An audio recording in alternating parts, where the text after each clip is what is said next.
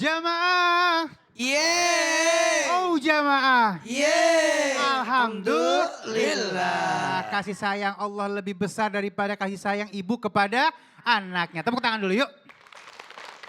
Baik, alhamdulillah tadi sudah banyak ilmu yang diberikan oleh guru-guru kita ya. Dan sekarang kita akan lihat nih ya, tipe emak marahin anak kalau abis denger kajian. Yuk kita lihat. Ya, tepuk tangan dulu yuk. Habis kajian ya, Lembut. imannya naik kan ya, namanya manusia kan. Begitu udah yang 2 tahun gak ikut kajian. Waduh jangan 2 tahun Kelamaan dong, ya. mestinya tiap hari. Artinya disinilah perbedaannya luar biasa. Mungkin gak ada bandingnya kasih sayang Allah ya sama hambanya atau sama umatnya dibandingkan seorang ibu kepada anaknya. Nah guruku, ini kalau misalnya menyikapi hal ini nih, mungkin ada ilmu lagi gak yang akan diberikan sama kita sehingga akhirnya kita paham tentang hal ini, silakan. Baik, terima kasih Bang Ali Tabe, guru kami Ustaz Maulana, Ustaz Afif serta guru-guru kami yang dimuliakan Allah Subhanahu wa taala. Al-Qur'an surah At-Tahrim ayat 6. A'udzu billahi minasy syaithanir rajim. Ya ayyuhalladzina amanu qu anfusakum wa ahlikum nara. Allah. وقودها الناس والحجارة عليها ملائكة غلاظ شداد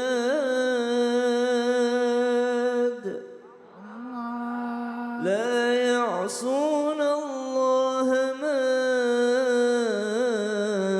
أمرهم ويفعلون ما يؤمرون.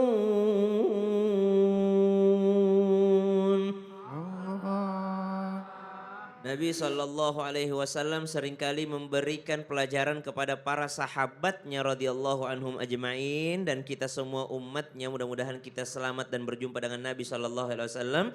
Dengan cara apa? Dengan cara pertanyaan. Ketika Nabi SAW melihat ada tawanan perang dan di antara tawanan perang tersebut ada seorang ibu, maka ibu ini berlari ke sana kemari seperti mencari sesuatu. Ternyata siapakah yang dicari oleh ibu itu? Ibu itu sedang mencari bayinya. Ketika berjumpa dengan bayinya, ibu ini langsung mendekap dan daripada memberikan air susu kepada bayi tersebut, maka Nabi bertanya kepada para sahabatnya, "Wahai sahabatku, adakah yang melebihi kasih sayang ibu itu?" Maka sahabat tersebut mengatakan, itu adalah kasih sayang sangat besar ya Rasulullah. Maka Nabi bertanya, apakah ibu itu tega setelah menyusui anaknya dia lempar ke dalam api? Maka sahabat bertanya, tidak mungkin ya Rasulullah. Maka Nabi pun menjawabnya, begitulah kasih sayang Allah Subhanahu wa taala. Allah tidak akan tega untuk menyiksa hamba-hambanya. Lalu bagaimana cara Allah untuk tidak menyiksa hamba-hambanya? Allah menurunkan daripada Al-Quran sebagai peringatan. Jamaah. Kalau ibu sedang lihat navigasi atau maps atau peta, tiba-tiba navigasinya bilang jangan lewat lurus, belok kanan di depan ada kecelakaan. Apakah kita akan marah? Tidak, justru kenapa? Oh terima kasih kau kasih tahu saya ada kecelakaan di depan sehingga saya tidak mau lewat di situ. Ada jalan longsor di depan. Allah ngasih tahu kita dalam Al-Quran, hati-hati akan ada neraka nanti. Bukan berarti Allah mau menyiksa hambanya, tidak. Disuruh kita lewat jalan yang lain. Kenapa? Kalau kau pilih jalan yang itu, engkau akan disiksa di hari kiamat.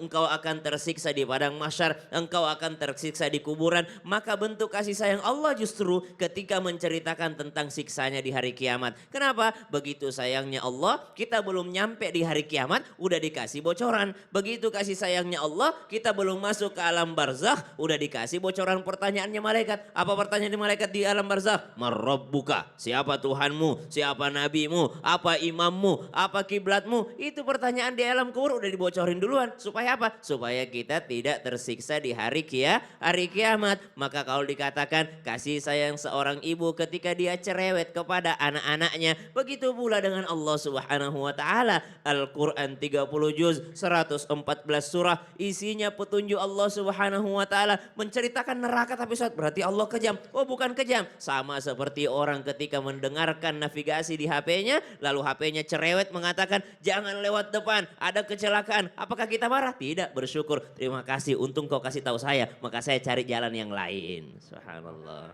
Ada kalimat, Allah nggak pernah pegel sama hambanya ya. Oh. Tapi orang tua sering pegel sama anaknya. Bilangin berapa kali.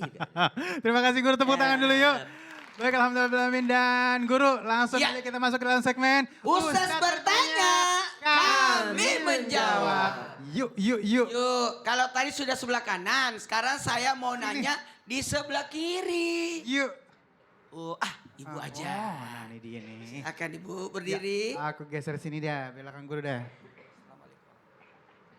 Assalamualaikum warahmatullahi wabarakatuh. Waalaikumsalam warahmatullahi wabarakatuh. Perkenalkan, nama saya Ibu Namlah dari Majelis Taklim Baitur Rahman Walantaka Serang, Banten. Tepuk tangan dulu. Bu, saya mau nanya, ibu pernah nggak ibu ragu akan takdir Allah? Ya pernah Pak Ustadz. Oh, ragu, ya Allah. Kenapa ibu? Kadang kenapa ya? Hmm. Takdir saya punya ibu kurang perhatian ke saya. Ibu nggak tahu aja, bisa jadi ibu tidur, ibu itu tengah malam ibunya ibu itu berdoa, Allah. mendoakan ibu, bisa jadi. Oh gitu ya Pak Iya. Ustadz. Kan ibu Tahu aja ya. nggak tahu aja, karena ibu kadang-kala menyembunyikan kesedihannya di depan anaknya. Ya Bu ya, apalagi ibu kan dulu bandel kan. Boleh salam dulu? Wassalamualaikum warahmatullahi wabarakatuh. Iya. Waalaikumsalam warahmatullahi Silakan, Guru. wabarakatuh. Makasih banyak izin, Habib Daun Sasam. Bismillahirrahmanirrahim. Allahumma salli ala sayyidina Muhammad wa ala ali sayyidina Muhammad. Jangan sampai kita menyalahkan takdir. Ingat, Allah tidak mungkin menzalimi hambanya.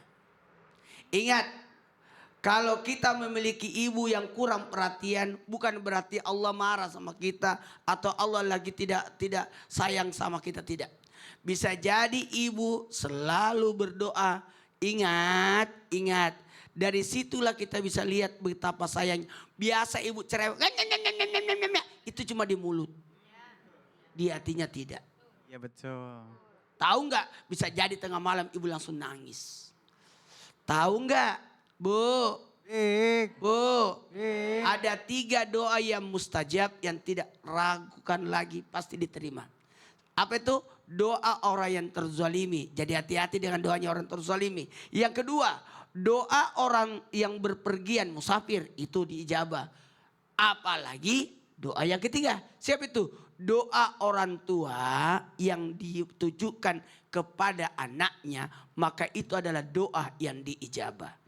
Dan ketika kita mengatakan, aduh kenapa sih takdir saya begini? Takdir itu harus diterima dengan ridho. Ulangi, diterima dengan ridho. Ridho menerima takdir. Udah, kita tidak bisa lagi memilih. Saya tidak bisa memilih. Kenapa saya tidak tinggi?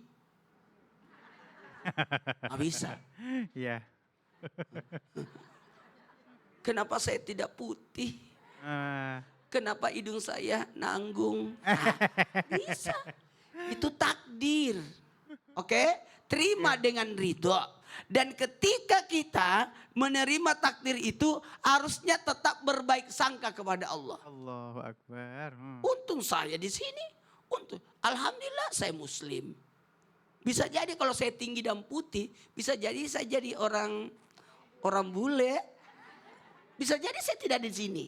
Bisa saja saya tidak beragama Islam, betul tidak? Itu. Kemudian ketahuilah, ketika kita menerima takdir itu, usahakan bersabar akan takdir.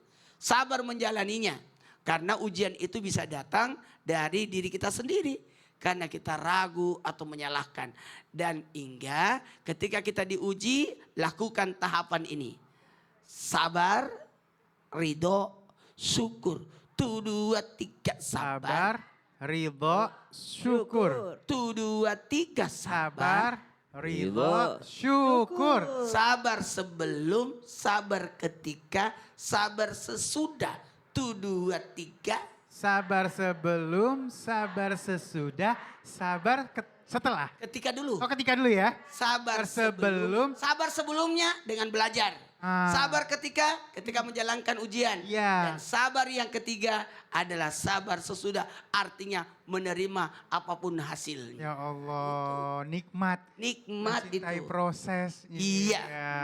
Makanya mudah-mudahan ini jadi berkah besar buat kita jikalau kita menerima takdir dengan baik. Karena ada juga tuh, menyalahkan takdir, tahu-tahu dia sendiri yang bermasalah. Kenapa? Tidak sabaran, tidak bisa menerima keadaan, sampai maaf ada namanya merubah ciptaan Allah. Ya Allah. Jangan ya. Baik guru, ini kayaknya ada informasi penting Iya. yang akan guru sampaikan sama Iya Miqdad benar. ya. Aku pergi dulu. Baik. Izin dulu ya. Silakan guru. Iya, ya. Baik, alhamdulillah sambil guru mempersiapkan ketemu sama Miqdad, kita mau ngobrol di sini. Di sini pada sabaran nggak orangnya? Sabar banget atau sabar aja? Di rumah yang paling ngeselin siapa? Bapaknya apa anaknya? Bapaknya apa anaknya? Anaknya apa mantunya? Mantunya. Parah banget nih masa mantunya. Kenceng banget mantunya. Mantunya kenapa? Gak apa-apa. Iya, pokoknya nggak apa-apa. Ya, memang ini luar biasa ya. Di sebelah sini yang paling sering diuji kesabarannya, masalah ekonomi atau masalah cinta? Masalah ekonomi. Ekonomi, ya. Pada kita dengar masalah-masalah mereka, mending kita dengar informasi Ustadz Maulana aja. Baik, Bang langsung Ali. aja guru, silakan.